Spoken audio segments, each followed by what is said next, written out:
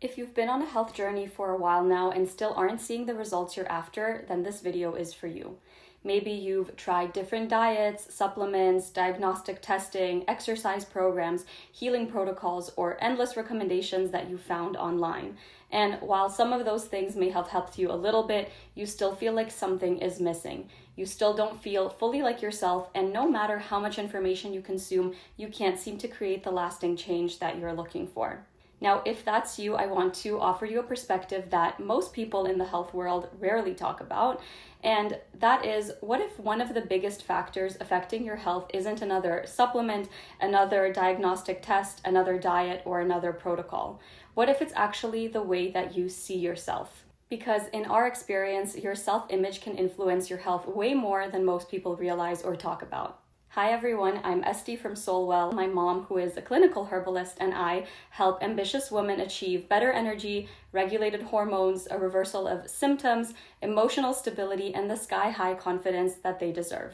We do this using a holistic framework that addresses 4 different layers, one being the physical body, the second one being the nervous system and the emotional layer, then we have the subconscious mind, and then finally the energetic layer. And in this video, I want to talk about something that is often completely overlooked in the health space, which is self-image. Now, when most people hear the term self-image, they immediately think about self-confidence or self-esteem or body image. And while those things are definitely part of it, self-image actually goes much deeper than that. Your self-image is essentially the collection of beliefs, assumptions, identities, and stories that you've accumulated about yourself over the course of your life and the consequent actions that stem from them. It's how you answer questions like, who am I? What am I capable of? What do I deserve? What kind of person am I? What is possible for me?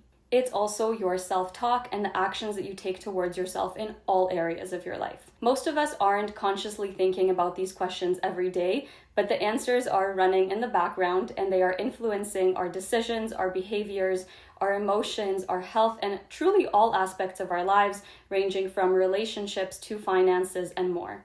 One of the patterns we see all the time in our practice is that women unknowingly build identities around their struggles, not because they want to or because they're choosing to suffer, but because they've been carrying certain experiences for so long, some even from their childhood, that those experiences eventually become a part of how they see themselves, and then they become a part of the reality that they see in their lives.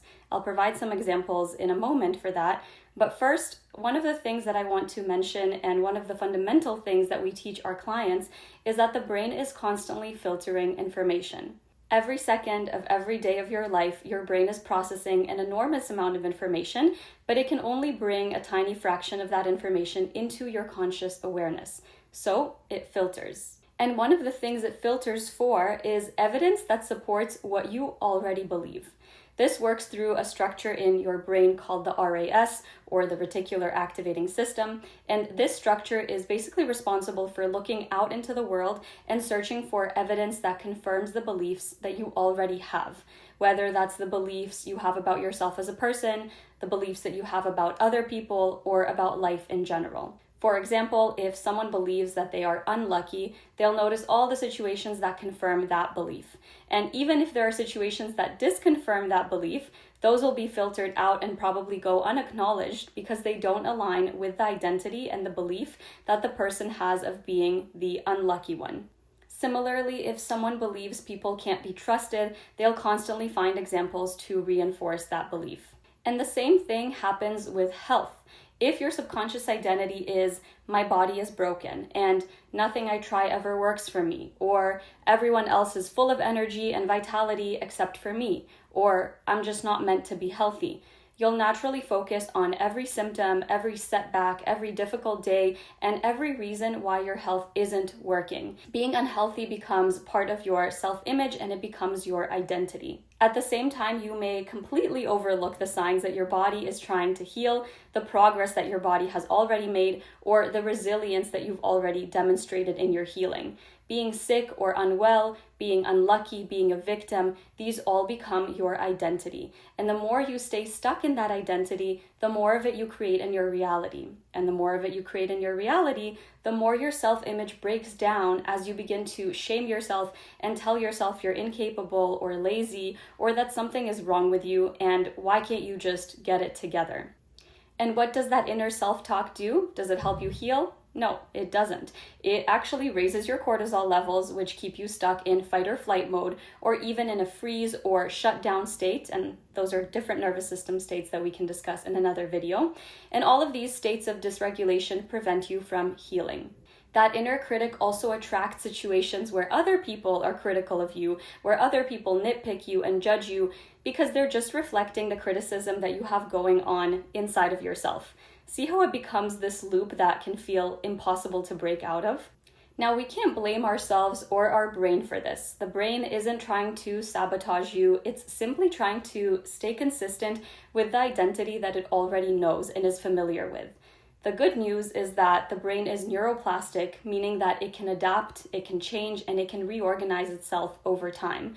Now, in order for this to happen, we have to feed it the beliefs, the thoughts, the stories, and the actions that we actually want to see in our lives. And this doesn't just happen through affirming to ourselves, I'm safe, I'm healthy, I'm lucky. Affirmations actually don't work in the way that you think they do unless your nervous system is regulated. And even then, there's a very specific approach to working with affirmations or with brain reprogramming statements, which I prefer to call them, so that our subconscious mind actually starts to take them on as our truth and to create a new and more desirable identity. This is one of the reasons why our approach at SoulWell looks beyond just physical symptoms. Of course, a foundational piece of the work that we do is supporting the physical body itself through nutrition, through gut health, through movement, sleep, blood sugar regulation, and hormonal health. But because we're all 100% physical and 100% energetic beings, we have to do work on both of these levels. So this is why our approach also includes helping women regulate the nervous system and process emotions that may be keeping them stuck in survival mode.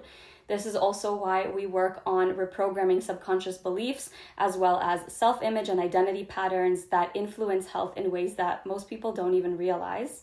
And this is also why we address the energetic layer, because many women are actually unknowingly taking on and carrying stress, emotions, and energy that doesn't belong to them, which leaves them feeling drained, disconnected from themselves, from the world, and just overwhelmed.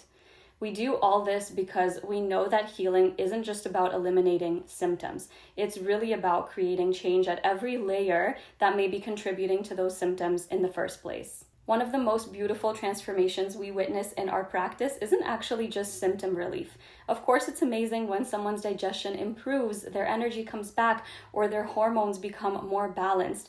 But really, the most powerful transformation happens when a woman starts to see herself differently, when she begins trusting herself again, when she stops identifying with being broken, when she stops beating herself up for being broken, when she starts to feel beautiful and comfortable in her own skin, when she develops unconditional love for herself, when she realizes she's capable of healing, but also of doing everything that is on her heart to do.